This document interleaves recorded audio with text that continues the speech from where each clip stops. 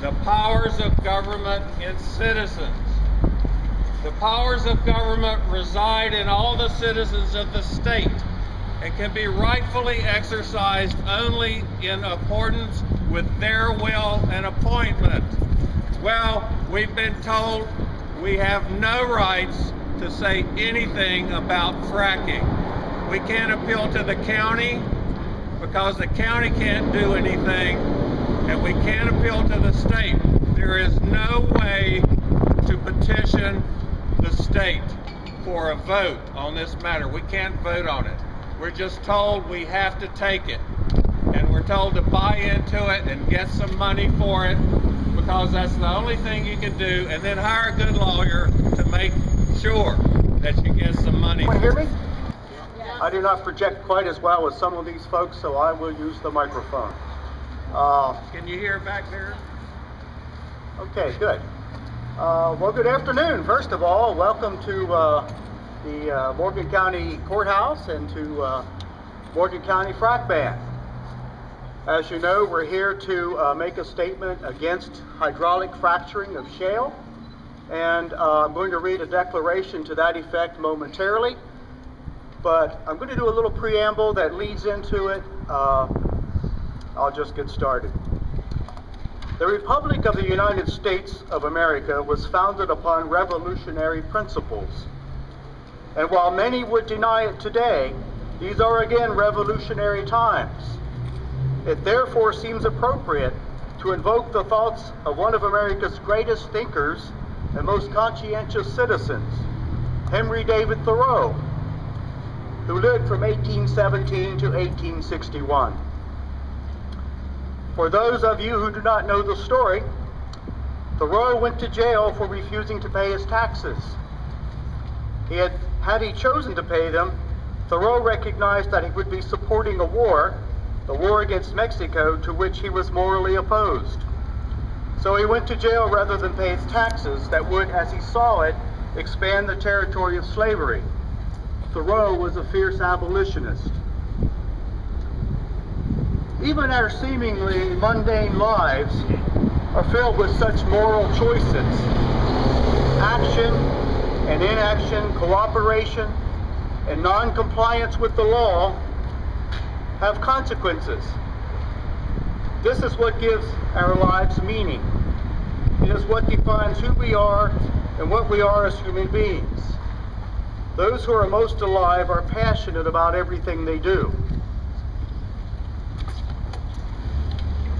Henry David Thoreau famously declared in his essay on the duty of civil disobedience, "Let every man make known the kind of government that would command his respect, and that will be the first step toward obtaining it." Thoreau was a man with a social conscience. He was, above all, a man who stood on and acted upon moral principle.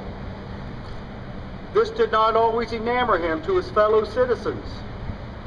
In a culture predicated upon exploitation and wasteful consumption, truth, particularly inconvenient truth, is rarely popular. Thoreau also told us, the fate of the country does not depend upon how you vote at the polls. The worst man is as strong as the best man at that game. It does not depend upon what kind of paper you drop into the ballot box once a year, but on what kind of man you drop from your chamber into the streets every morning. He also said, there are 1,000 hacking at the branches of evil to one who is striking at the root.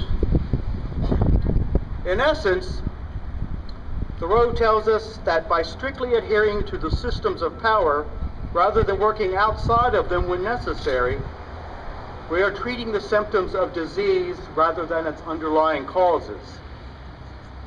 One must think outside of the box, and one must act according to the dictates of conscience.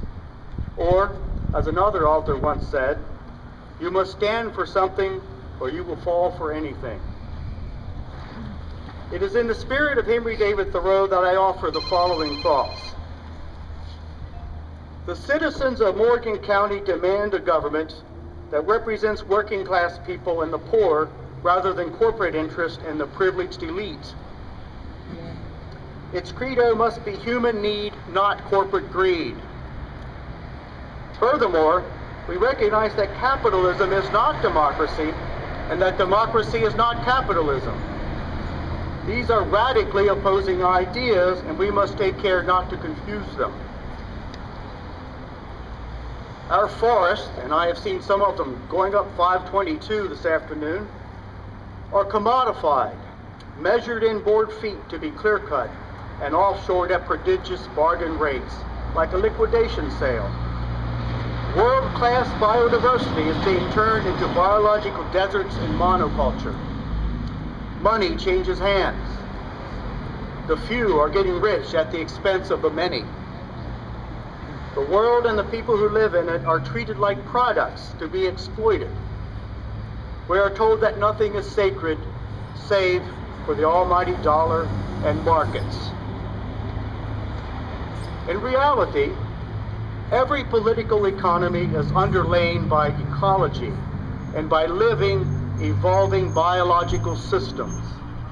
Ecology is the only economy that really matters. One cannot make a living on a dead planet, and one cannot drink money. George Orwell, the author of a chilling novel called 1984, astutely observed, "In times of universal deceit, speaking truth is a revolutionary act." Being here today is such an act. It is in that spirit that we offer a declaration of community water rights and heritage. This is that declaration. When, in the course of human events, it is again necessary to reaffirm our unalienable rights to life, liberty, and the pursuit of happiness, as the various governments of these United States of America, at all levels, have become destructive to them, we must establish the proposition that governments derive their just powers from the consent of the governed.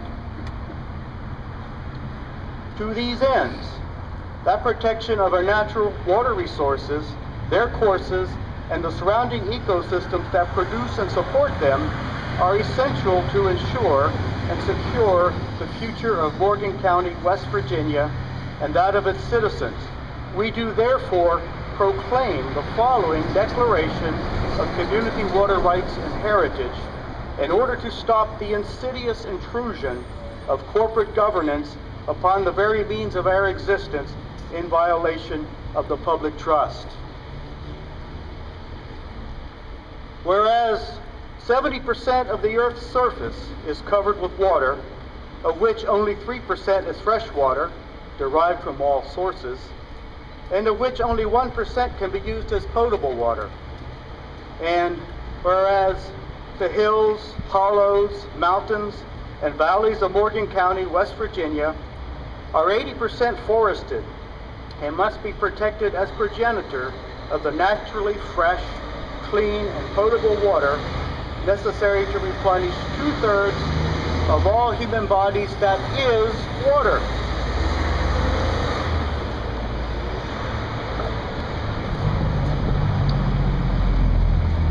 And whereas we recognize the historic efforts made by citizens of this county to guarantee the future of its potable water supplies, even in the face of unchecked development, never-ending divisions to vast and interconnected areas of contiguous, protected ecosystem required to produce said natural water supplies, and ongoing degradation of same. And whereas corporate governance has led us to a situation where we have no rights as a people to community control by way of ballot, referenda, to address grievances, a situation resulting from 135 years of corporate rule over West Virginia and its legislators by timbering, coal, oil, and gas industries, the latter of which has begun the international eco-crime of hydraulic fracturing. And whereas hydraulic fracturing for natural gas is but the latest and most perfidious attempt to destroy for profit the very means of our existence, as well as unalienable rights set forth by the 1776 Declaration of Independence, and thereafter by federal and state constitutions.